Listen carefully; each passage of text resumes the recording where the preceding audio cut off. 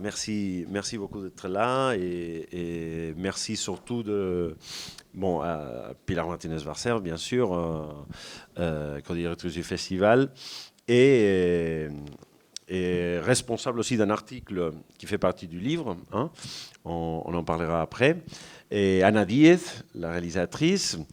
Vous venez peut-être de voir son tout dernier film, hein.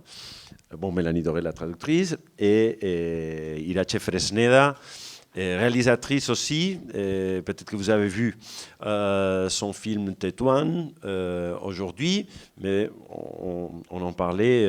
C'est vrai on a projeté aussi ces deux films d'avant, donc on connaît sa filmographie.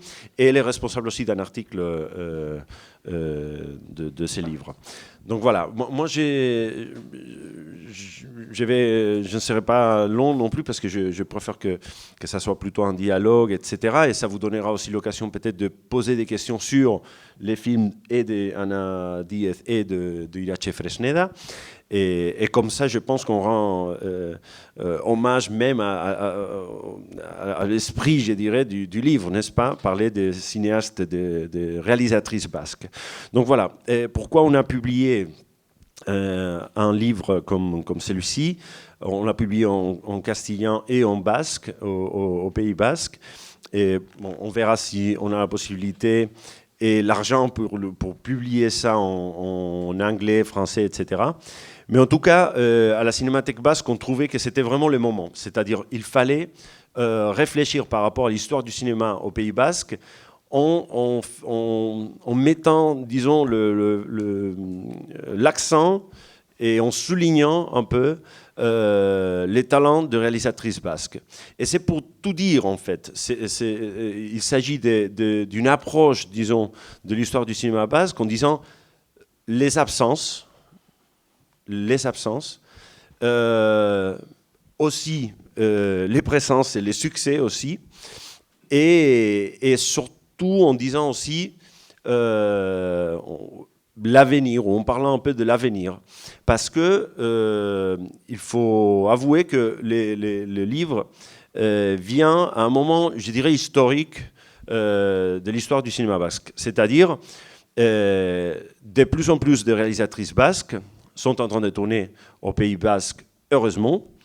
Et puis, le livre est sorti juste au moment où on venait d'apprendre la présence d'une réalisatrice basque, Estíbaliz Urresola, qui venait de filmer, de finir son premier long métrage et qui avait été sélectionnée en compétition officielle au Festival de Berlin. Et ça peut être dit comme ça, mais c'est la première fois que ça nous arrive. C'est-à-dire un film tourné par une réalisatrice basque dans une compétition officielle d'un festival aussi important que celui de Berlin, c'est vraiment la première fois. Et en plus, c'est un film, on le verra peut-être l'année prochaine, ici, moitié en langue basque, moitié en castillan, sur un sujet très fort aussi. Je pense que ça va être un grand film et historiquement très important, n'est-ce pas? Mais vous venez de voir aussi, dans la section Fenêtre basque ici, un grand nombre de réalisatrices basques sont de plus en plus présentes, même ici au festival. Irache, Anna Diez. Elle n'aime pas que je dise ça, mais Anna Diez, elle est la pionnière du cinéma basque. C'est-à-dire, elle, c'est la première réalisatrice qui a tourné un long métrage au Pays basque. Et vous allez me poser la question, et quand ça? Bon, 1989. Donc, c'est très tard. Bien évidemment, c'est très tard. Et donc, c'est pour ça qu'elle est protagoniste d'un chapitre rédigé par Mme Martinez, et elle nous en parlera après, avec Elena Taberna, qui a aussi un long parcours et que vous connaissez aussi parce qu'elle a remporté ici le prix du public et elle a présenté pas mal de films au Festival de Nantes. Et finalement, une réalisatrice née à Biarritz, je ne sais pas si son nom vous dit quelque chose, Yannick Bellon, qui est très importante pour nous aussi. C'est une réalisatrice née au Pays basque qui a travaillé bien évidemment à Paris, etc., mais avec des films enfin incontournable, je dirais, et qui a été très importante aussi pour l'histoire du cinéma au Pays Basque. Donc nous, à la Cinémathèque Basque, on a publié 3 livres sur Yannick Bellon, Ana Díez, bien avant, en 2012, et Elena Taberna. Et puis, ce sont les trois derniers chapitres du livre. Donc voilà, et vraiment, je pense que le livre ouvre une approche très particulière, c'est-à-dire les réalisatrices basques. Il y en a d'autres. C'est-à-dire, on pourrait parler, et on parlait avec une productrice, avec Genzane l'après-midi, n'est-ce pas, sur les productrices aussi. On pourrait parler d'actrices, d'autres métiers, n'est-ce pas? Là, on a voulu parler surtout des réalisatrices. Et puis, je pense que ça ouvre la possibilité à faire d'autres recherches et d'autres livres. En tout cas, on avait confié la tâche à une enseignante de l'université de Deusto au Pays Basque, qui s'appelle Maria Pilar, comme Pilar, mais elle n'est pas Martinez, elle est Rodriguez. Donc voilà, c'est elle qui a en fait travaillé, moi je dirais, beaucoup sur les sujets, donc on trouvait que c'était la personne qui pouvait les faire mieux. Et puis elle a contacté Irache, par exemple, ou Pilar, etc., pour les articles, et donc ça nous donne un paysage de ce qui s'est passé. Et j'insiste, les absences, les présences, les talents, et parfois le manque de réalisatrices au sein du cinéma basque, parce que, il faut le dire, la plupart des réalisateurs, surtout pour les fictions, ont été des hommes, il faut le dire comme ça, parce que c'est vrai. Et Ana Díez arrive en 89. Donc voilà, je vous passe plutôt la parole. Peut-être Pilar, tu veux nous parler d'Ana Díez parmi d'autres? On dit toujours qu'on est intimidé de parler de la personne qui est à l'origine d'un travail qu'on a pu faire, parce qu'on se sent toujours un peu en porte-à-faux, et surtout avec Ana Díez, qui a un cinéma qui est très pluriel, qui est difficile à mettre dans une case, donc sur un format. Elle a fait des documentaires, des fictions. On pourrait dire, elle est située en Espagne, mais je dirais plutôt les Espagnes, au Pays Basque, mais aussi beaucoup en Amérique latine. Donc c'est vrai que quand on vous donne un certain nombre de pages, puis c'est comme quand on choisit la réalisatrice, le réalisateur ou votre projet, on se dit on n'aura jamais le temps, la place, on ne fera que vraiment des petites synthèses. Mais dans le cas d'Ana Díez, c'est vraiment une réalité. Elle est très compliquée à cerner. Je trouve que c'est une richesse extraordinaire. Et en plus, je crois que pour les historiens que nous sommes, c'est vraiment un cadeau de travailler avec son cinéma et autour de son cinéma. Parce que c'est un cinéma dans lequel l'histoire du temps présent est là. C'est-à-dire l'histoire des gens qui nous sont contemporains. En Espagne, au Pays Basque, avec son premier film qui était vraiment d'un courage extraordinaire. Aujourd'hui, on peut dire au moment où vraiment l'été, on a vu Mike Sabel, etc., on a l'impression que c'est du passé, c'est du présent. Et donc, il y avait Ana Díez qui était là pour faire un récit qui s'est passé aussi dans les rues du Pays Basque, etc. Donc, c'est vraiment très fort. Et puis, on découvre aussi quelqu'un qui est dans une ville, la sienne. Et pour moi, c'est aussi surprenant quand on découvre la biographie d'Ana Díez et on se rend compte qu'elle a fait des études de médecine à l'université de Saragosse. C'est pas parce que moi j'ai fait des études à Saragosse que j'en parle du tout. Mais je veux dire, je découvre une cinéaste qui a fait des études de médecine, qui finit donc ses études. Puis tout d'un coup, elle dit un jour, je pars au Mexique.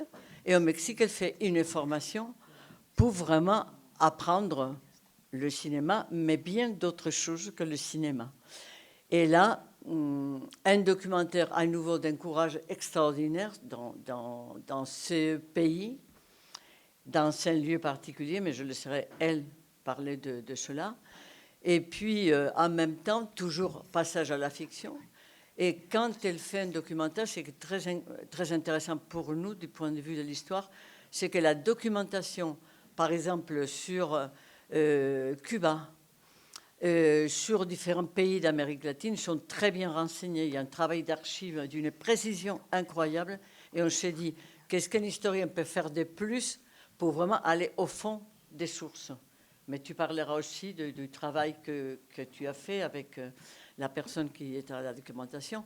Et puis en même temps, pour ne pas parler uniquement des choses qui pourraient être plus dans le rapport à l'histoire, et puis un film que je trouve délicieux sur les filles et la façon dont on a... C'est une comédie, je pense qu'elle va en parler. Et le titre en français serait... le titre en espagnol est un titre... Oui, oui, c'est ça. Les filles... Comment, attends Algunas chicas doblan las piernas cuando hablan. cuando hablan. Certaines filles croisent les jambes quand elles parlent. Il se trouvait qu'on était en train de travailler tout à l'heure un petit moment et on se retrouvait toutes dans cette position-là et les photographes étaient là. Donc, fue un bueno, on se dit, tiens, voilà. Et ça, c'est une comédie qui est incroyable et qui, sous forme de comédie, d'une légèreté extraordinaire, tu pourras en parler, on est en train de voir tous les processus de changement de l'Espagne. Donc, il est évident qu'un spectateur voit une comédie divertissante et c'est très bien. Mais dans les plis de cette histoire, on est en train de voir le passage d'une société patriarcale, d'une société où il y a encore les traces d'un régime autoritaire dans l'éducation, dans le rôle des jeunes femmes, sous une ambiance des fêtes de San Fermín, etc. Donc, c'est vraiment difficile de le résumer. Je suis sûre qu'en faisant ça, je pense que je t'ai trahi, que te he traicionado un poco con esta síntesis tan a vuelta, ¿no? Sí, señora. Sí, señora. Donc, voilà, c'est vrai qu'il y a beaucoup de ma part d'admiration, de respect, parce que c'est vrai qu'elle est allée toujours dans le chemin très difficile. Et puis, pour finir, le film que vous avez sans doute vu tout à l'heure, À quien cierra los ojos, à qui ferme les yeux, où elle revient à nouveau sur le Mexique. Et je salue ici la productrice Marta Hernandez, parce que c'est quand même un travail très important aussi. Revient au Mexique, dans un endroit qui est un lieu d'éducation privée et où c'est un lieu où il y a toutes les valeurs qui sont le propre des valeurs liées à l'éducation, aussi au harcèlement scolaire, à la différence et à l'altérité, à l'autoritarisme qui était inséré dans ces lieux d'éducation. Et j'ai l'impression à nouveau que ce n'est pas le chemin le plus facile, avec des personnages qui appartiennent aussi à un monde très réel et qui ne sont pas uniquement ancrés au Mexique, mais qui peuvent être européens et qui nous sont vraiment proches. Alors, je fais cette synthèse, mais comme ça, je ne sais pas si, no sé si lo que acabo de decir te corresponde y dejo a... Comme je sais que Mélanie est une excellente traductrice vers l'espagnol. Alors, donc, Pilar demande si la synthèse qu'elle vient de faire correspond à ce que Ana... No, claro, tienes que cambiar de lengua tú ahora. Tienes que ver en español o qué, o cómo. Sí, sí. Claro.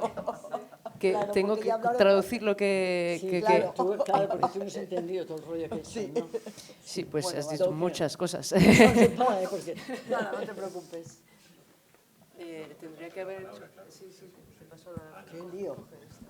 Bueno, pero ¿qué quieres que te responda? Bueno, ¿Cómo te sitúas tú? es tan geográfico que es complicado de responder. O sea, se me suben los colores del colorete. Aparte de que me he dado coloretes, se me suben los colores. Entonces, me ha parecido curioso. La historia siempre es, claro, todo cuando lo analizas depende del momento histórico en el que estés, ¿no? Y entonces esa película que en mi filmografía y que nadie ha visto, que se llama Algunas chicas doblan las piernas cuando hablan, me la acabas de descomponer desde el punto de vista del análisis de ahora mismo. De ahora mismo, claro, y entonces de repente tiene otro cariz en la historia y me he sorprendido, te estaba escuchando y digo, qué curioso. Donc c'est compliqué de répondre à cette présentation élogieuse qui l'a fait rougir, mais en tout cas, ce qu'elle retient, c'est qu'elle l'a beaucoup intéressé, c'est la présentation qu'a faite Pilar de ce film. Certaines filles croisent les jambes quand elles parlent, Pilar l'a décomposé d'un point de vue très actuel, l'a analysé d'un point de vue très actuel, et elle a trouvé ça très intéressant. Vale, es que a veces, yo creo que cuando uno hace una ficción, si quiere meter ideologías, es complicadísimo. Entonces, yo creo que haga una tesis, ¿no? Entonces, que me leas esto desde el punto de vista patriarcal, me has descompuesto. O sea, es que estoy descompuesta. No. Yo hago ficciones y analizo las historias porque quiero contar una serie de emociones, de sentimientos, de problemas que tenemos los humanos, ¿no? Y que es cierto, o sea, de tener la suerte, bueno, de tener esta mesa y de que te analicen es la única forma de sobrevivir como cineasta. Si tú no estás vive más la letra que el cine, vive mucho más. Muchísimo. El tiempo se ha demostrado, ¿no? Hay películas que uno no puede recuperar ahora. En cambio, la letra, pues llevamos muchos siglos de letras que quedan, entonces yo estoy feliz de que, digo, bueno, hay una letra que ha escrito Pilar o José Anoirache o quien sea sobre mí, de verdad me halaga tremendamente, ¿no? Y encima, claro, si los momentos históricos cambian, las teorías sociales cambian, pues claro, de repente tengo una nueva vida, estoy feliz. Je suis très heureuse. Quand on fait de la fiction, c'est parfois compliqué de transmettre une certaine idéologie. Dans ce cas-là, il faut mieux peut-être écrire une thèse. Donc, cette analyse sous le prisme du patriarcat que Pilar vient de faire de cette comédie, vraiment, la surprise est flattée. Parce que bon, dans la fiction, on veut d'abord, avant tout, faire transmettre des émotions, raconter des problèmes des personnages. Et là, d'avoir aujourd'hui la chance d'être à cette table et de voir que son œuvre peut être analysée, c'est pour elle une façon de survivre comme cinéaste. Parce que les écrits restent, ce qu'a pu écrire Pilar sur elle dans ce livre, ça restera. Donc elle est très heureuse et très flattée de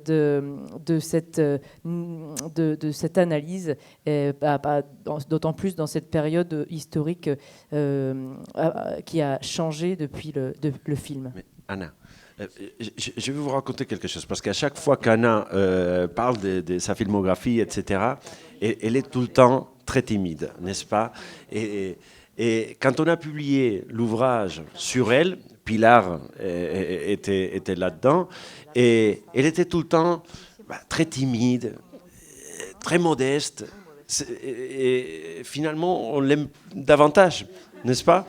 Mais vous allez voir, le livre est là, sur elle, et sur la couverture, on a mis une photo de Jorge Fuenbuena, et elle a cette tête-là, genre, qu'est-ce qu'ils sont en train de faire sur moi, n'est-ce pas? Et donc, Anna, à chaque fois que je lui dis, c'est la pionnière, parce que c'est vrai, c'est elle qui a commencé, c'est elle qui a décidé, comme Pilar disait, de tourner un film sur la société basque en 1989, l'ETA, le trafic de drogue, etc., qui était follement, courageux, je dirais, n'est-ce pas? Elle dit, qu'est-ce que tu es en train de dire? A ver, es que coraje para hacer una película se necesita resistencia, pero coraje, resistencia. Plus que du courage pour faire un film, il faut résister. Y perseguir el objetivo, o sea, quiero hacer esto y quiero hacer esto, pero bueno, sí, yo creo que resistencia. Yo digo a los directores es resistir, ¿no? De no tirar la toalla a la primera de cambio. Yo creo, Irache, o sea, que tú también tienes experiencia en eso, ¿no? Y no sé, es que hablar, digo, me gusta, si un espectador, yo he contado una cosa y quiero que el espectador se emocione de alguna manera, claro que me fascina recibir la respuesta de lo que tú has contado. Ahora que te analicen es muy complicado, te da un poco de pudor y no sé, cierta vergüenza, pero desde luego el debate creo que, yo siempre digo que me gusta más el cine que me hace preguntas que el que me da respuestas. Entonces, ese cine intento hacer, no el que me hace preguntas, o sea, porque si no, pues ya leo titulares de cosas, o sea, que yo quiero el que me remueve, el que me hace salir diciendo, ¿y esto? ¿Es así? ¿Será de otra forma? No he entendido, eso me gusta. Perdón. Donc plus que du courage pour faire un film, à son avis, ce qu'il faut surtout savoir, c'est résister, poursuivre un objectif, ne pas jeter l'éponge tout de suite. Je pense qu'Ilache serait d'accord avec ça. Quand elle fait un film, c'est vrai que ce qu'elle cherche surtout, c'est l'émotion du spectateur. Et c'est vrai que se sentir analysé, c'est toujours un peu compliqué. C'est vrai que ça peut lui provoquer de la pudeur et une certaine honte. Ce qu'elle aime dans le cinéma, c'est que les films l'interrogent et lui posent des questions plutôt que de lui donner des réponses. Donc elle-même, c'est ce qu'elle essaye de faire dans ses films. Elle attend du cinéma qu'il la bouleverse. Après les éloges, je ne vais pas les quitter parce que c'est vrai que c'est compliqué d'analyser l'œuvre de quelqu'un, mais on le sait tous, l'œuvre littéraire, etc. On se trouve dans le rôle de voyeur. Mais la question qui vient immédiatement, c'est pourquoi l'Amérique latine? Donc, évidemment, le Mexique, la Colombie, qui n'était vraiment pas le territoire le plus simple, et encore moins à cette époque-là. Donc là, c'est une question. Et le Japon, c'est une question qu'on a tout le temps, retour là au Mexique, etc. Vamos a ver. Yo creo que yo nazco al cine en México, o sea, me matriculé en una escuela. Yo era espectadora de cine, mi generación, las ventanas al mundo eran el cine, fueron así. Y yo veía mucho cine, aunque también estudiaba bastante, pero veía mucho cine. Pero nunca me planteé hacer cine porque soy de una ciudad pequeña, Pamplona, tampoco había escuela de cine. Entonces, al ir a México, empiezo a nacer de nuevo, es decir, yo vuelvo de México siendo otra persona. Pensando ya que el centro del mundo no es ni Pamplona, ni Euskadi, ni nada, el centro del mundo está en muchos sitios. Yo volví así, y entre ellos México podía ser un centro del mundo muy atractivo, muy contradictorio, pero súper atractivo y sugerente, ¿no? Entonces, bueno, pero claro, la primera película que hago es Andere Tayul, que es muy vasca. O sea, lo que yo me sentía, que me dijeron, ¿de qué quieres hablar? Y yo, de este problema. Y ahí empieza. Claro, porque uno vuelve a los orígenes. Te dejo, Mel, te dejo. À la base, elle était surtout une grande spectatrice de cinéma dans sa ville natale, Pampelune. Pour elle, le cinéma, c'était vraiment des fenêtres ouvertes sur le monde. Mais elle n'avait pas du tout pour ambition d'en faire son métier parce qu'elle venait d'une petite ville dans laquelle il n'y avait pas d'école de cinéma. Mais un jour, elle part pour le Mexique et là, pour elle, c'est une renaissance. Et à son retour, elle se rend compte que finalement, le centre du monde n'est pas Pampelune, ce n'est pas le Pays Basque. Le centre du monde, ça peut être partout. Ça peut être le Mexique, qui s'est révélé être un pays très attirant, même si contradictoire. Et malgré tout, quand elle fait son premier film, qui était Andere Tayul, c'est un film très basque, parce que finalement, le retour aux origines.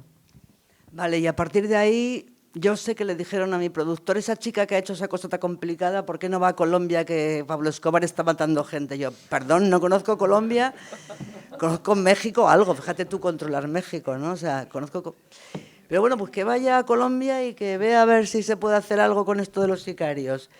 Y bueno, y me metí, pero claro, es que era, bueno, claro, también me pongo una ficción en el que es una señora que está una semana en Colombia y es lo que ve esa señora, claro, también hay que poner los ojos de los personajes y entonces ese personaje femenino que protagoniza esa película estaba teniendo mis ojos, ¿no? Pero sí, me empieza a marcar, bueno, y el haber estudiado en México, efectivamente, se me acercan las orillas, se me acercan. Y bueno, y decir que América Latina, porque América Latina desde aquí, desde Europa, es un ente, ¿no? O sea, México nada que ver con Salvador, ni con Argentina, ni con Chile, ni con Guatemala, o sea, y no voy a nombrar otro país, pero que es que no es igual, o sea, pero bueno, pero se me ha asociado a eso, bueno, pues tú qué, pues, y sí me han interesado las historias y sí me he implicado porque me parecen fascinantes, ¿no? Y el cine... Aquí es cierto, el cine o la construcción de los guiones me ha permitido conocer realidades que nunca me hubiera imaginado, ¿no? O sea, y eso está muy bien.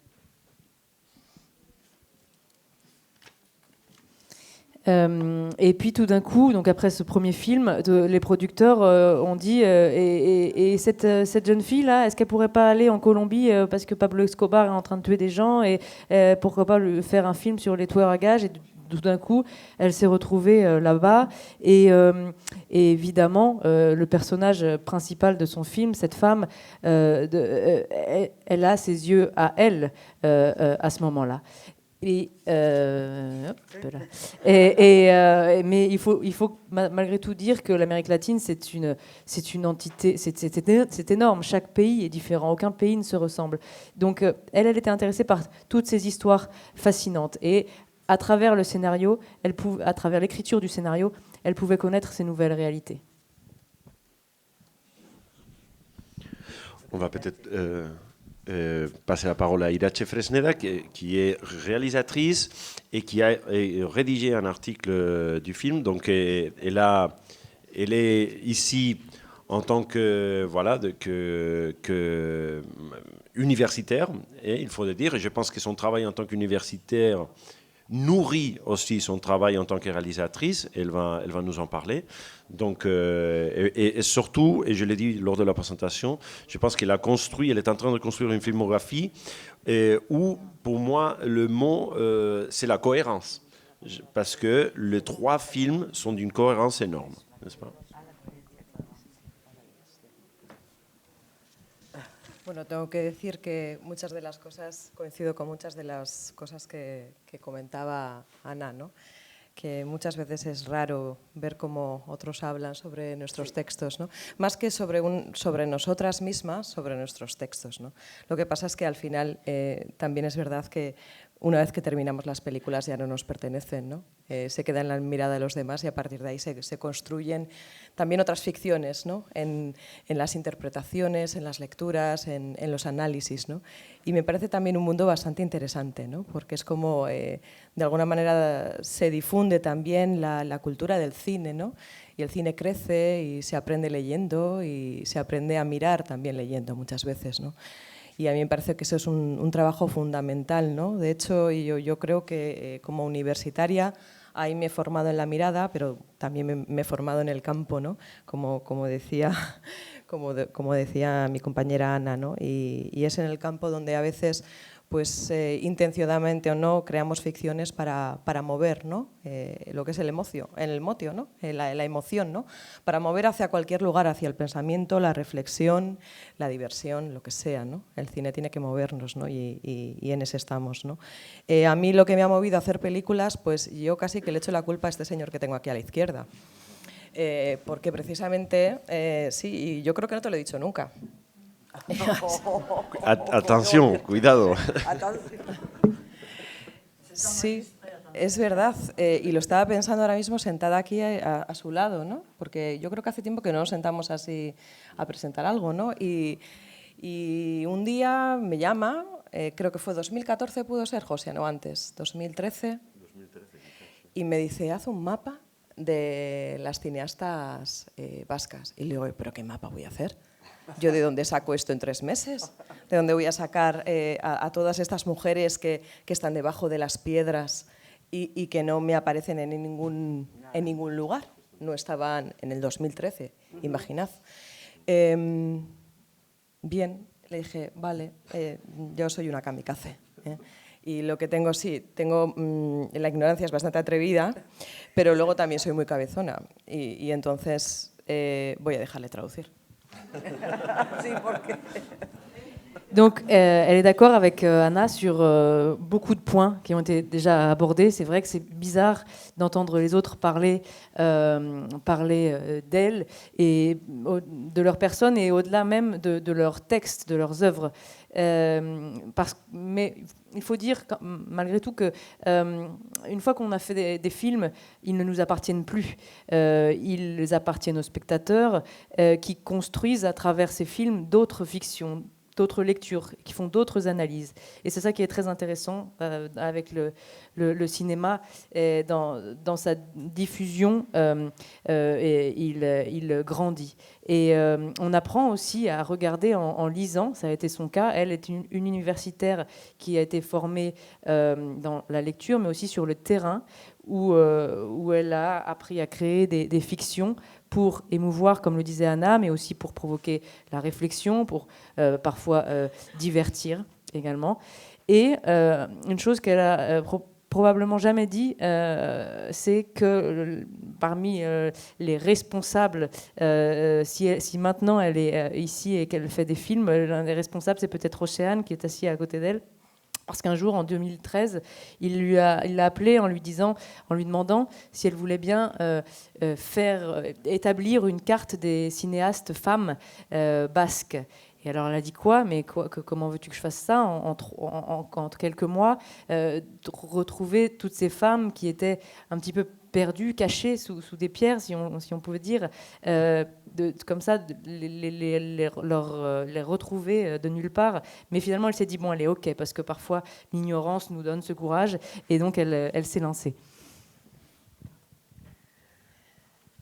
Gracias a que otros escriben o otras escriben, pues a veces nos situamos también en el mundo, ¿no? Cuando hacemos una película o cuando hacemos cualquier otra obra, cualquier trabajo, ¿no? Y en este caso, pues creo que la literatura académica también o de cualquier otro tipo, pues sitúa a las personas que hacen el cine, que son parte de ese cine, los jornaleros de la industria cinematográfica, pues se las sitúa en el espacio público, ¿no? Y gracias a la invitación de Josean y a mi cabezonería y al darme cuenta de que, pues aquí hay algunas cuantas mujeres que no las conocemos, se sabe bastante poquito acerca de ellas y son referentes interesantes a la hora de fijar nuestras miradas en lo que hacen y de tomarlas muchas veces como ejemplo y de aprender y de reconocer el trabajo de las demás, pues de escribir pasé también a realizar. Y es ahí donde hice pues, mi primera película, en este caso una película de no ficción, que hablaba de una de esas mujeres bastante olvidadas en aquel momento, que era Mirentxu Loiarte, ¿no? Una de las pioneras del cine europeo, pues que estaba en su casa, sentada, esperando, pensando películas y seguía siendo una cineasta, ¿no? Pero sin poder realizar películas y sin que muchas personas que estábamos en ese entorno cinematográfico, la sociedad en general, supiesen de su existencia, ¿no? A mí me pareció importante entonces decir, bueno, a pesar de que escribo, a pesar de que difundo la cultura del cine, no hemos conseguido que nadie sepa quién es Mirentxu, ¿no? Entonces ahí comenzó la trilogía del registro. Tomé la decisión de registrar esa voz, esa mujer, y reescribir de alguna manera con mis propias imágenes, mis propios sonidos, su cine, ¿no? Y traerla, digamos que al espacio público. Mais finalement, quand les autres écrivent, ça nous permet aussi de nous situer dans le monde. Et la littérature académique peut aussi aider l'industrie du cinéma à se situer dans l'espace public. Donc, grâce à Josean et aussi à son entêtement, à elle s'est lancée dans l'écriture de ce texte et pour faire découvrir des femmes qui étaient des femmes cinéastes qui étaient peut-être méconnues et qui devaient reprendre leur place de référence, d'exemple. Et c'est ce qu'elle a fait. Ce qu'elle voulait faire, c'était reconnaître le travail de ces autres femmes. Et finalement, elle a écrit ce texte et après l'écriture, elle est passée à la réalisation avec un premier film de non-fiction qui parlait justement, qui retrouvait cette figure de cette femme oubliée, une femme cinéaste qui s'appelait Mirentxu Loiarte et qui était chez elle à attendre, à penser des films sans pouvoir les réaliser. Et la société, malgré la diffusion qu'on avait pu faire de l'industrie cinématographique, la société ne connaissait pas cette femme. Et donc c'est de là qu'est née la trilogie que Irache a appelée la trilogie du registre, puisqu'elle a choisi d'enregistrer cette voix, la voix de cette femme, et de réécrire son cinéma à travers ses propres sons. Pero al mismo tiempo, y siguiendo también lo que decían antes, que creo que esta historia partía también de algo emocional, ¿no? De una emoción que a mí me había generado el descubrir sus películas, ¿no? El descubrir el trabajo de otra mujer el descubrir las emociones que había implícitas en el trabajo con el archivo, con las ideas, con las performances, con todo lo que yo pude ver a través de la investigación de la obra de Miren Chuloyarte, ¿no? Porque efectivamente cuando hacemos una película la hacemos porque hay una emoción que tú sientes probablemente al escribirla o la percibes y después la quieres hacer realidad cuando haces la película, ¿no? Et comme disait Anna juste avant, c'est vrai que quand on décide d'écrire une histoire ou de faire un film, on part avant tout d'une émotion, d'une découverte, et c'est ce qu'on veut transmettre. Elle voulait transmettre l'œuvre de cette autre femme, et pour transmettre les émotions implicites que contenait cette œuvre. Et finalement, on fait un film parce qu'on ressent une émotion et qu'on veut la faire réalité, qu'on veut la transmettre. Moi, je voulais vous poser une question, Anna et Irache, parce que même si on est en train de faire pas mal de progrès, je dirais, etc. Et on voit de plus en plus de réalisatrices au Pays Basque. Mais c'est vrai aussi qu'on a constaté une carence, c'est-à-dire il y a beaucoup plus de femmes réalisatrices de non-fiction. Bon, Irache, elle en a fait 3. Et Anna, elle en a fait aussi pas mal. Mais beaucoup moins de fiction. C'est-à-dire que, même si on vient de parler d'Estíbaliz Urresola à Berlin, ou Lara Izaguirre, ou Alauda Ruiz de Azúa, etc., mais il y a beaucoup moins de films réalisés par des femmes en fiction. Moi, je voulais vous poser la question, pourquoi? C'est une question d'argent, la non-fiction, les documentaires sont moins chers, et donc un écho aussi du problème existant, c'est-à-dire on confie moins de projets aux femmes, il y a moins de confiance chez les producteurs, chez les productrices, enfin je ne sais pas. Donc c'est une question que je vous pose. Yo creo que has nombrado todos los factores. Bueno, es decir, muchas veces entre documental y ficción suele haber una diferencia presupuestaria grande. Muchas veces. Otras, bueno, depende qué documentales hablemos, ¿no? Y depende qué ficciones, pero gran parte es el presupuesto. Y a veces también puede ser una cosa formal, es decir, yo ahora mismo es lo que está más en boga, es volver a los orígenes del cine, es decir, al Flaherty transformado por la Nouvelle Vague y transformado por los no actores, y bueno, que como que el cine siempre retorna a la naturalidad, a la esencia, a la sorpresa de nada más las acciones cotidianas ante la cámara. Elle croit que Roxane a effectivement évoqué tous les facteurs qui entrent en compte. Et c'est vrai qu'entre le documentaire et la fiction, il y a d'abord une grosse différence budgétaire. Ça dépend évidemment du documentaire ou de la fiction en question, mais c'est souvent le cas. Et aujourd'hui, il y a une certaine tendance à retourner aux origines du cinéma, à l'essence du cinéma. Bueno, entonces yo creo que muchas veces puede ser una cuestión formal, es decir, yo me acerco más a este mundo, me siento más capaz de reflejar la inquietud que yo tengo con personajes reales, con decorados reales, sin ninguna imposición industrial ni lo que supone un equipo de ficción, de director de arte, de equipo, de número. Entonces y además quiero contar o quiero sacar la esencia natural.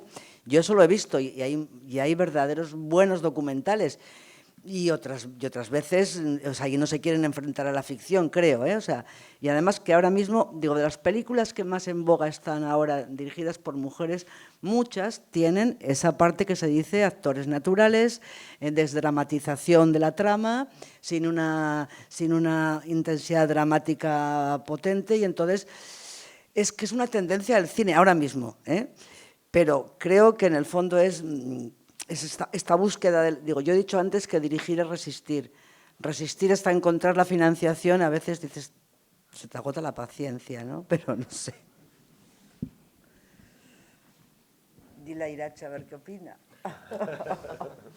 Donc effectivement, ça peut être aussi une question de forme, puisque aujourd'hui, la tendance est au retour aux origines du cinéma. Et elle, par exemple, elle se sent plus capable de transmettre ce qu'elle veut transmettre avec des personnages réels, des décors réels, sans ce qu'implique aussi une équipe de fiction avec toutes les personnes que ça peut impliquer. Elle veut tirer l'essence naturelle, et c'est ce qui est aujourd'hui de plus en plus en vogue, avec des acteurs naturels, avec une intensité dramatique moindre. Donc ça peut expliquer aussi la tendance dont parlait Océane, des femmes plus tournées vers la non-fiction et le documentaire, puisque c'est une tendance générale. Mais comme elle le disait aussi avant, réaliser, c'est aussi résister. Donc parfois, effectivement, chercher du financement, ça peut être un véritable calvaire. Pues efectivamente tienes mucha razón. Como mujer sabia que eres en lo que dices, añadiría que principalmente creo que es un factor económico en lo que se refiere a la cinematografía vasca, a las mujeres que hacen cine.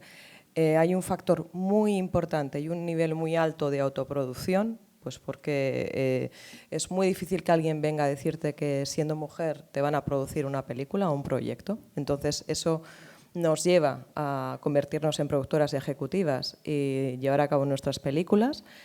El documental o la no ficción es una manera de poder sacar una película o contar algo con menos dinero que el que te exige una producción, una ficción en la industria de hoy en día. Para que pueda traducir. Oui, effectivement, je pense que Anna a tout à fait raison. Elle ajouterait que c'est évidemment un facteur économique la plupart du temps dans le cinéma basque, ce qui implique qu'il y a énormément de réalisatrices femmes qui se tournent vers l'autoproduction, qui deviennent elles-mêmes les productrices exécutives de leurs films, parce qu'il est plus difficile pour une femme de se faire produire par des producteurs. Et le documentaire demande évidemment moins d'argent pour raconter une histoire. Esa limitación que muchas veces puede ser el que no podamos contar una historia que en un principio podría ser pensada para realizarse en ficción, se convierte en una ventaja, y en la ventaja de la libertad que te puede ofrecer hacer una película de no ficción, al margen de los estrictos corsés de la industria, que al final acaba modelando tu historia, acaba modelando la forma de tus películas, y acaban haciendo pues algo mucho más industrial, sin tanto corazón como la idea inicial con la que comenzabas tu propia singladura, ¿no? Es una desventaja para muchas de nosotras, pero a veces hay que saber coger ventaja de esas situaciones, ¿no? Y decir, bueno, como decía Mayadere, me acuerdo mucho de ella. Me acuerdo mucho de ella cuando veo que no tenemos recursos para hacer películas. Digo, bueno, pero tengo mi pensamiento, tengo mis ojos, tengo mis manos, y con una cámara y con muy poco soy capaz de contar el mundo, ¿no? Entonces, bueno, yo creo que a veces hay que agarrarse a esa fuerza que te da el querer contar historias, pero sin olvidarnos que tenemos el mismo derecho a equivocarnos haciendo ficciones que cuestan millones, como la tienen el resto de los seres humanos que trabajan en la industria, ¿no? Que es lo que nos falta un poco a nosotras, que no se nos ha dejado hacer el ensayo-error caro de la ficción. Se nos ha dejado hacer el ensayo-error de la no ficción, generalmente.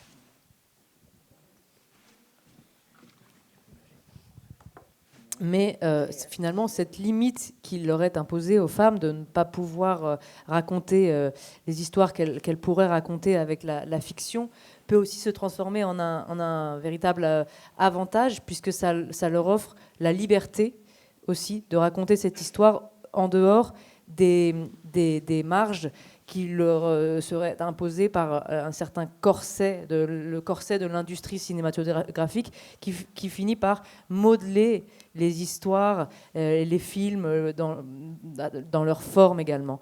Et donc finalement, peut-être qu'il y a moins, pour elles, moins plus...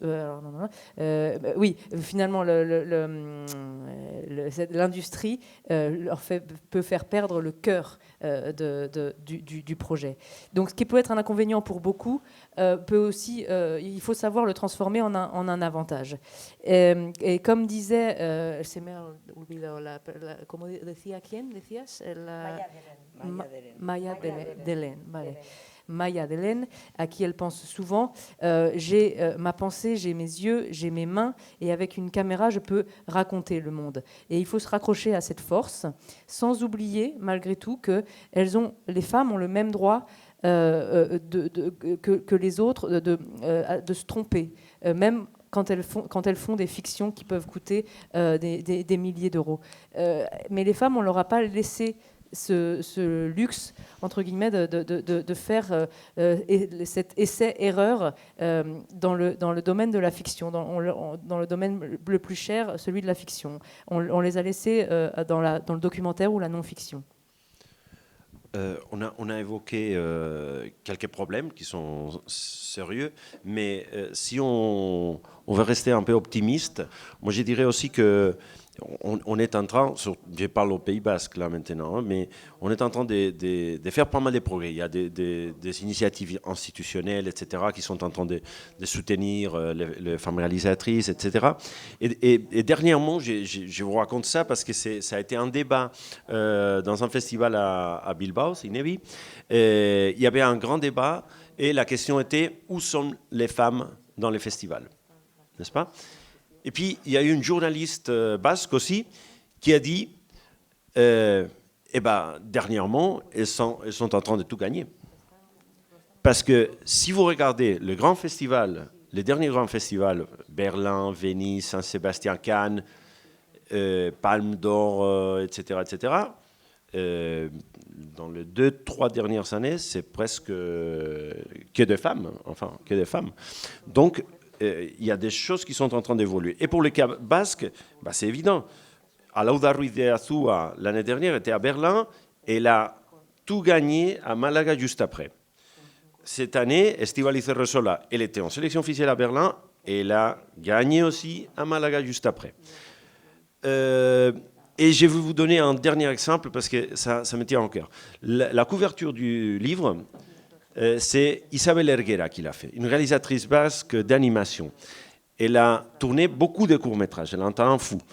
Elle est en train de finir son premier long-métrage. Ça va être le premier long-métrage d'animation, de création, on va dire, alors qu'il y avait déjà quelques réalisatrices basques qui avaient travaillé dans le monde de l'animation pour les enfants, etc. Donc, pas mal de progrès aussi. Je ne sais pas si vous partagez ces points de vue-là, Anna et Irache.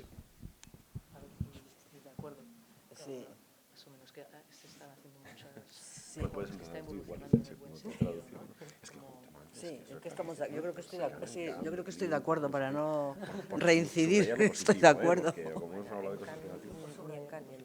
Sí. Et puis certaines de ces femmes cinéastes sont présentes dans l'exposition que vous allez voir tout à l'heure.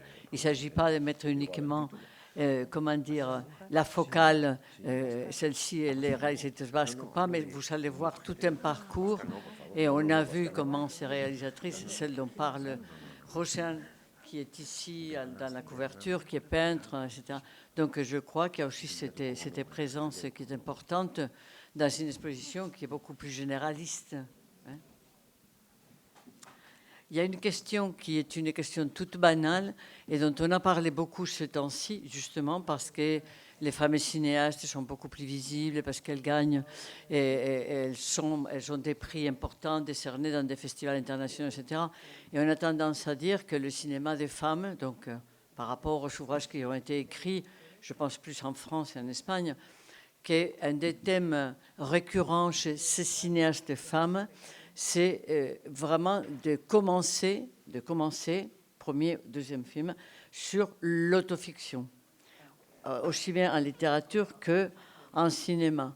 Alors, bon, je lance une piste qui est très générale, bien sûr, ça demande des nuances. Es que, sí, la autoficción, pero la verdad que digo que es una tendencia general, pero no he visto mucho, digo, sí he visto, claro. Es que si vas, claro, si vas analizando Alcarrás, no sé qué, pero no es tanto autoficción. Yo eso no lo llamo autoficción. A ver, ahí discutiríamos. Yo Alcarrás no creo que sea autoficción, o sea, como... Libertad, el agua. Ay, no, o sea, hombre, ¿cómo va a ser autoficción? Eso es como cualquier escritor coge una anécdota personal Ça, c'est comment dire, c'est le titre d'un article de journal. Voilà, c'est pour ça que je... Ah, sí? Oui, donc on réunit toutes les réalisatrices femmes et on dit, voilà, premier paragraphe, ça. Bueno, pues entonces todas las películas que yo he hecho, como yo he vivido eso, también soy autoficción. No, no es cierto, no es cierto. Hombre, uno hace y escribe donde ha vivido los problemas que ha tenido normalmente, ¿no? O lo que ha visto o lo que le ha interesado. Entonces, que porque la realizadora del Agua que haya vivido en ese sitio y cuente esa historia, bueno, claro, una leyenda que le contaba su abuela, no sé, pues como Carlos Saura también repite lo que le decía su madre en sus películas, que yo lo sé, o sea, entonces que no sé, no, pero eso no es autoficción. O sea, estructuran de una manera más realista, más mágica, menos dramática, más dramática, las vivencias que uno tiene, que es lo que hace un creador, ¿no? O sea, lo estructura, digo yo. ¿O tú qué opinas, Irache? Alors, pour Anna, effectivement, on peut considérer que c'est une tendance générale, mais à son avis, elle n'appellerait pas ça de l'autofiction. Par exemple, le film No Soleil ou El Agua ou Libertad, pour Anna, on ne peut pas considérer ça comme de l'autofiction. Évidemment que les réalisateurs écrivent sur ce qu'ils ont vécu, ce qui les intéresse, mais ça ne fait pas pour autant de ces films des autofictions, à son avis. Peut-être qu'ils ont une structure plus réaliste, plus magique, mais voilà, le débat est ouvert sur ce sujet. Bueno, una cosa es que sean historias más cerradas, más íntimas, pero me da igual, Bergman hacía historias en una casa solo y eran universales y no era mujer, quiero decirte, o sea, y no era autoficción, todas sus vivencias las expresaba, ¿no? O sea, pero ya, no sé, yo no estoy de acuerdo con esa afirmación. Évidemment, les histoires peuvent être plus intimes, mais elles n'en sont pas moins universelles. Donc, elle n'est pas d'accord avec cette affirmation. Sí, a veces yo creo que muchas veces se equivoca la autorreferencialidad que puede haber en un texto. No digo que sea el caso de lo que decía Pilar,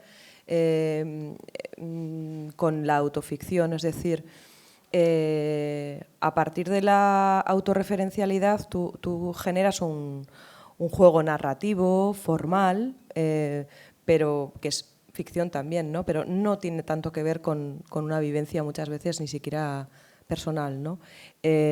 Hay, bueno, pues a nuestro alrededor a veces contamos desde lo que conocemos, ¿no? Y a partir de ahí surgen las historias, ¿no?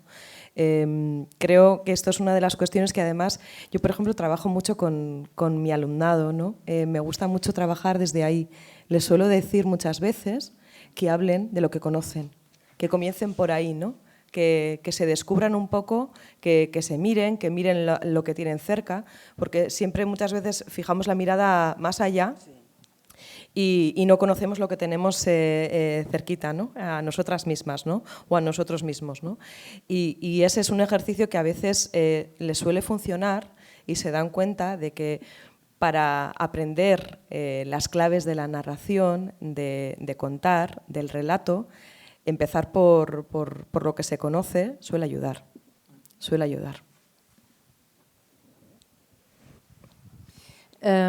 Effectivement, on peut parfois faire l'erreur en ce qui concerne l'autofiction de penser que le fait qu'il y ait des références propres, ça fasse d'un film une autofiction. Or, il peut y avoir des références propres qui conduisent à un certain jeu narratif, mais le film reste une fiction. Finalement, quand on regarde autour de nous, on raconte ce qu'on connaît, et c'est de là que naissent les histoires. Elle fait un travail souvent avec ses élèves, et elle leur dit de parler de ce qu'ils connaissent, de regarder ce qu'ils sont au plus près d'eux, sans vouloir porter leur regard trop loin. Et cet exercice souvent fonctionne, parce que on voit, quand on veut raconter des récits ou apprendre à narrer, ça commence par regarder, regarder ce qu'on connaît, ce qui nous entoure. Hay una anécdota muy, muy bonita que, al hilo de todo esto, que cuenta el sobrino de Virginia Woolf. Ella parece que le gustaba preguntarles para después escribir y extraer información de sus vidas, de sus vivencias. Les preguntaba, ¿y hoy, esta mañana, qué has visto cuando te has despertado? Y los niños le contestaban, pues nada, me he despertado y no he visto nada. No, pero ¿cómo era la luz de la mañana? ¿Y dónde caían las sombras? Y entonces los niños comenzaban a elaborar un relato de aquello que habían visto al despertarse, ¿no? Y descubrían que habían visto muchas más cosas de las que pensaban. Me parece que ahora también se está haciendo un cine así. Y ese es un cine necesario, porque son muchas de esas cosas que nunca se han contado y que ahora empiezan a contarse. À ce propos, elle a une anecdote, elle connaît une anecdote très, très jolie qui a été racontée par le neveu de Virginia Woolf, qui disait qu'elle aimait, pour écrire, elle aimait demander donc, à ses neveux et aux enfants qui l'entouraient, qu'est-ce que tu as vu ce matin? Alors les enfants répondaient, mais rien, en te réveillant, tu as vu quoi? Non, rien. Mais si, comment était la lumière? Où est-ce que tombaient les ombres? Et alors, les enfants commençaient à élaborer un récit et découvraient qu'en fait, ils avaient vu beaucoup plus de choses que ce qu'ils pensaient dans un premier temps. Et le ciné d'aujourd'hui, c'est un petit peu un ciné comme ça. Et c'est un cinéma vraiment nécessaire. Bon, est-ce que vous avez des questions, surtout pour les deux réalisatrices qui sont là, pour Anna Diaz et Irache Fresneda, si vous avez vu ces films, leurs films, ou des commentaires? C'est le moment.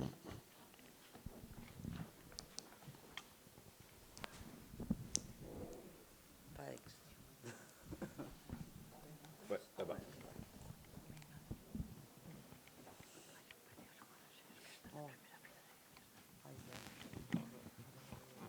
Oui, bonjour.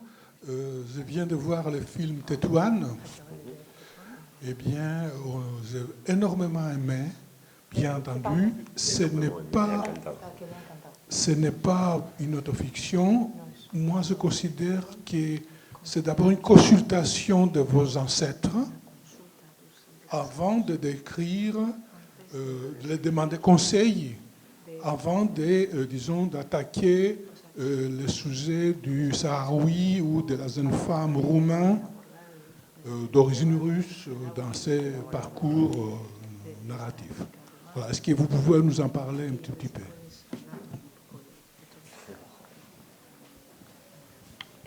Bueno, muchas gracias por ver la película y me alegro de que te haya gustado.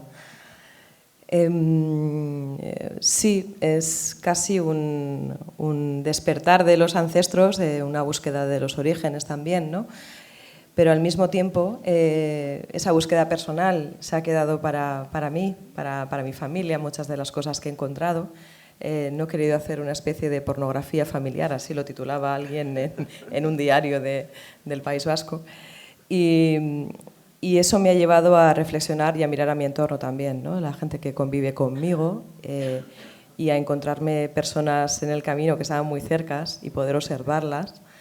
Poder participar de sus vidas ha sido un privilegio, como Irina y Mohamed, ¿no? Que han sido dos personas francamente generosas y que bueno, me han abierto las puertas de su casa para que todos y todas vosotras podáis descubrir cómo son, ¿no? Y que podáis ir también imaginando qué qué identidades poblan ese concepto amorfo, abstracto, muchas veces injusto, ese paraguas bajo el que agrupamos a muchas personas llamándolas migrantes, ¿no? y establecemos esa distancia, generalmente negativa, esa alteridad, ¿no? que a veces pues, bueno, hace que no funcionen muchas cosas. Oui, alors merci tout d'abord d'avoir vu son film. Elle est très contente que cela vous ait plu. Et oui, effectivement, ce film, c'est un peu un éveil à ses ancêtres, une recherche aussi personnelle sur ses origines. Il y a beaucoup de choses qu'elle a trouvées tout au long de cette recherche qu'elle a gardée pour elle, pour ses proches. Elle n'a pas voulu faire non plus une sorte de pornographie familiale. Mais elle a voulu... ce travail l'a aidé à réfléchir, à regarder autour d'elle. Et c'est vrai que pouvoir participer, ou en tout cas approcher Irina et Mohamed qu'on voit dans le film, ça a été vraiment un privilège. Ils ont été tous les deux très généreux, ils ont ouvert leurs portes pour que le public puisse comprendre ce qui se cache derrière ce qu'on appelle trop souvent, enfin, ce qu'on appelle les migrants, et ce qui se cache derrière ce concept qu'on regarde souvent avec une grande distance. Donc voilà, ôter cette distance pour voir ce qui se cache derrière.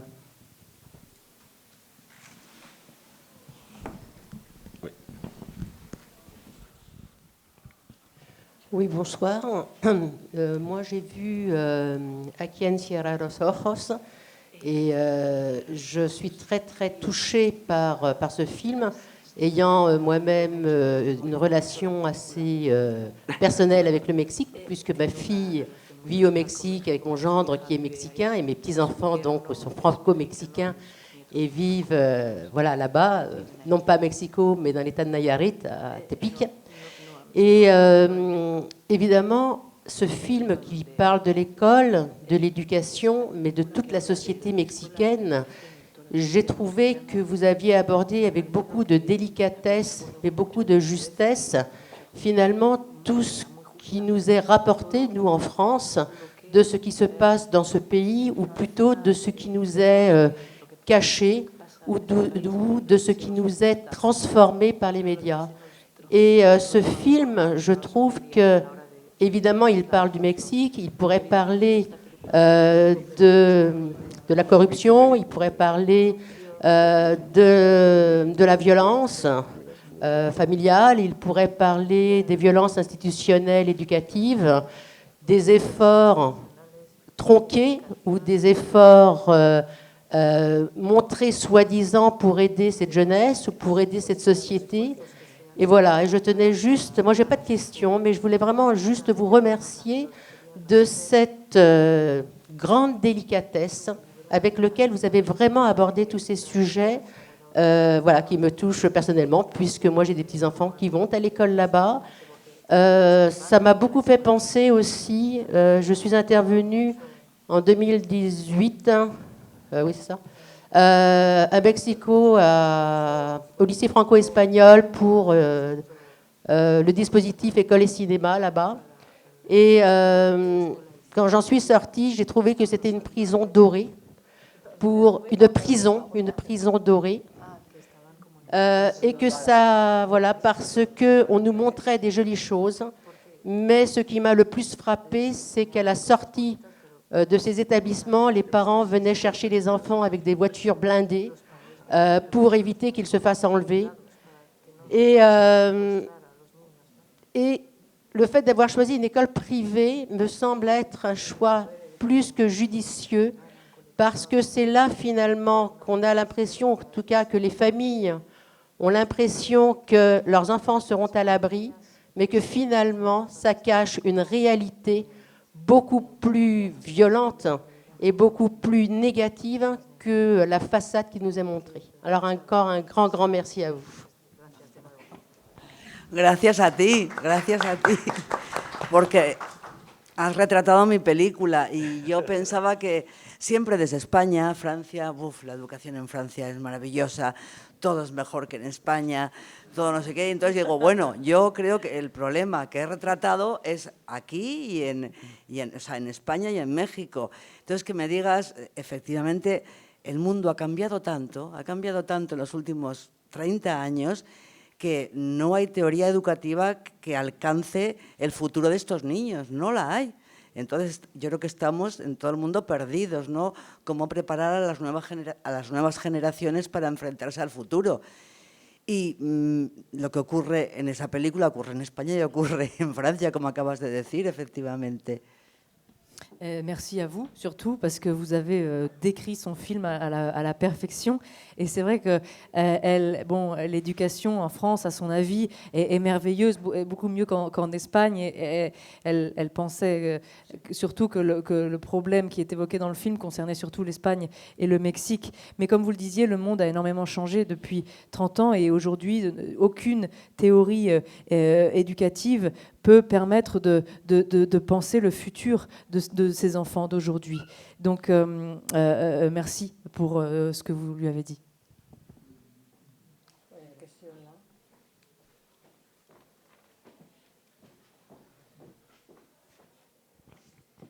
Bonsoir. No sé si lo digo primero en español o al revés. Je commence peut-être d'abord en français. Non, primero para ella. D'abord, ils sont plus nombreux. La majorité l'emporte.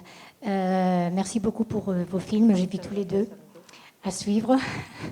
Je pense que ton film Anna, ça parle effectivement d'éducation, ça a été dit, ça parle de violence. Mais moi, j'ai l'impression qu'il y a un autre sujet, c'est la liberté. Je pense que ça parle beaucoup de liberté. Alors, j'ai complètement l'Alzheimer des prénoms. Je ne vais pas pouvoir dire les noms des personnages, mais il y a cette jeune fille qui envie la liberté du jeune garçon, parce que lui est livré à lui-même, alors qu'elle est la petite fille de la directrice et propriétaire. Elle est limitée. La propriétaire, elle est... en même temps, j'espère que tout le monde a déjà vu le film et que je ne gâche pas le truc. Ah mince. Ah mince. Bon, alors on va généraliser. Il y a quand même des personnages. Il y a quand même des personnages qui n'ont pas fait les choix de vie qu'ils voulaient. On va rester comme ça, très flou. Voilà, qui ont suivi des voies qui n'étaient peut-être pas la leur, celles qu'ils auraient souhaitées. Il y a des personnes aussi qui vendent leur âme au diable pour suivre leur vraie voie. Je reste assez vague. Donc, qu'est-ce que c'est que la liberté ? La liberté, on a souvent l'impression que je suis libre de faire ce que je veux et c'est le monde qui m'empêche de faire ce que je veux. Parfois, c'est nous-mêmes qui n'osons pas être libres. Donc, je pense que ça parle énormément de liberté, ton film. Merci beaucoup. Et bon, Gracias a ti por los comentarios. Es cierto que me lo has puesto en bandeja, sin duda. Digo, hay un reto formal de contar toda una historia en un solo decorado, que es una escuela que es cárcel, muro, que parece que nadie se puede escapar de esa escuela, de ese lugar, pero el enemigo lo lleva cada uno dentro, o sea, cada uno es su propio enemigo en el fondo, ¿no? Y luego también, y toda la estructura social, pero es cierto que sí, que está hablando de libertad y te agradezco el comentario, ¿no? Merci pour vos commentaires. Effectivement, vous avez très très bien résumé le film. C'est vrai que c'était un défi de le tourner dans un seul décor, dans cette école prison finalement. Mais on a chacun en nous notre propre ennemi. Donc oui, ça parle de liberté. Et merci pour les commentaires.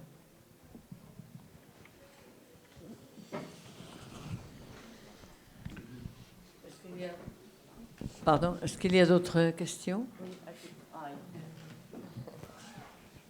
Hola, buenas tardes. Mi pregunta va para Irache. Bueno, antes que nada, darte las gracias por habernos presentado tu proyecto. Y nada, simplemente te quería preguntar por el tema de cómo has hecho para trabajar la organicidad un poco con los intérpretes, porque al ser un documental, claro, no tienes como que trabajar el trabajo para que algo sea orgánico, sino que no se te han permitido como entrar en, como tú has comentado antes, te han permitido entrar en sus casas y demás. Y entonces trabajas desde ahí con ellos para sentirse cómodo y porque al ver la película he notado eso, como que es todo bastante orgánico, bastante natural. Y entonces no sé si es un trabajo de cámara, un trabajo con los intérpretes o por dónde van un poco los tiros. Oui, donc merci à Irache pour de nous avoir présenté ce projet. Il avait une question au sujet de la manière dont Irache a travaillé avec les personnes qu'on voit dans le film pour qu'elles se sentent aussi à l'aise. On voit qu'elle va chez eux, elle est avec eux et on sent vraiment qu'il y a quelque chose de très organique, de très naturel. Cada vez que cojo el micrófono me siento Julio Iglesias. Chaque fois qu'elle prend le micro, elle se prend pour Julio Iglesias avec le câble. El trabajo con Mohamed e Irina y el resto de Butbuta o Najim o Yusuf ha sido intenso. Durante 4 años he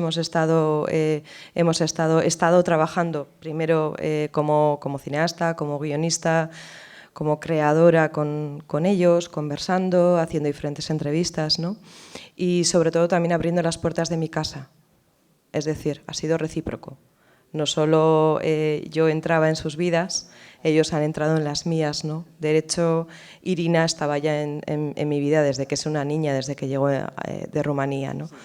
Entonces, en ese proceso ha ido creciendo la relación y convirtiéndose en una labor más orgánica, como tú dices, y también más fresca y más fluida, ¿no? Sigo contestándote, le voy a dejar traducir. Effectivement, le travail avec Mohamed et Irina et les autres qu'on voit dans le film a été très intense. Ça a duré 4 ans. D'abord, effectivement, elle a beaucoup échangé avec eux, elle a fait des interviews avec eux, mais surtout, le plus important, c'est que ça a été réciproque. C'est-à-dire qu'ils lui ont ouvert les portes de chez eux, mais elle a elle-même ouvert la porte de chez elle. Ils ont été à plusieurs reprises dans sa maison, et même Irina depuis qu'elle est toute petite. Donc c'est une relation qui a grandi petit à petit, qui s'est transformée pour devenir, comme vous le disiez, pour faire, comme vous le disiez, un travail plus organique et plus fluide. La puesta en escena ha sido distinta y se ha trabajado de modos muy diferentes. Hay mucho trabajo fuera del encuadre, es decir, fuera de la película, que no se ha incluido. Hay hasta una exploración de las autograbaciones que tanto Irina como Mohamed se iban haciendo de ellos mismos en diferentes situaciones, ¿no? Que después no se incluían en la película. También hemos ficcionado momentos, ficcionado entre comillas, porque parece que no, en los documentales no existe la dirección artística o esas cosas, pero es un poco mentira todo. De todo, ¿verdad? Todo.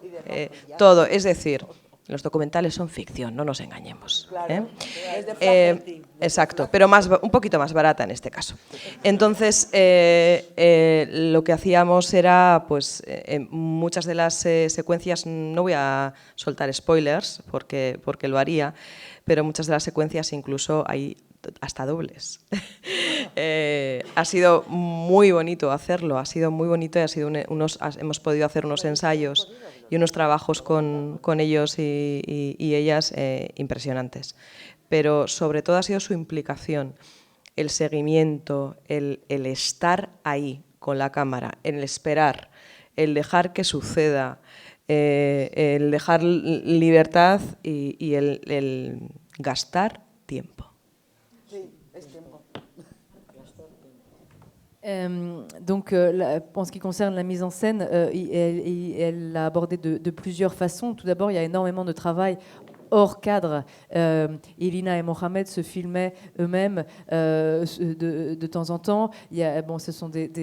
Tout n'a pas été inclus dans le film, mais il y a aussi des moments qui ont été, je ne sais pas si on dit fictionnés en français ou c'est un hispanisme, mais en tout cas, on a beau dire qu'il n'y a pas de direction artistique dans les documentaires, c'est faux. En fait, on vous a menti. Les documentaires, ce sont des fictions aussi, un peu moins chères, mais c'est comme de la fiction.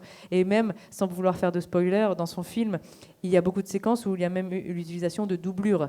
Donc ça a été un travail très beau avec eux. Et finalement, tout est dans l'implication de ces personnes, le suivi. Il faut être là, au bon moment, avec la caméra, laisser faire les choses et surtout faire opérer la liberté et y passer du temps.